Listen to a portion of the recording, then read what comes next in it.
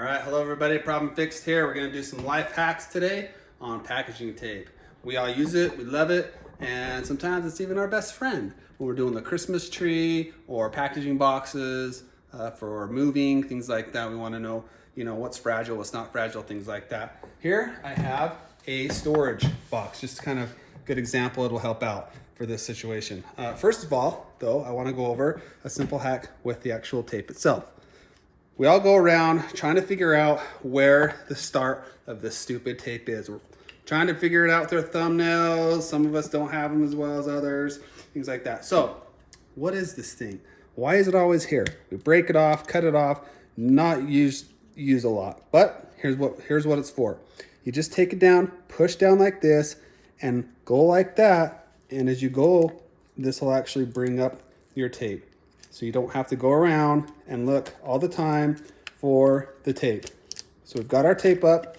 We're gonna bring it around and we're going to now, a lot of people also take the tape and fold it around the back, which is also another great way to find where the tape's at. But this time, we're just gonna use that little bad boy and save us a lot of time. So what we're gonna do, the little hack that I have, now that I found the tape here, is go across the top here, and I'm gonna do this the same way so you guys can see that there's nothing different about it.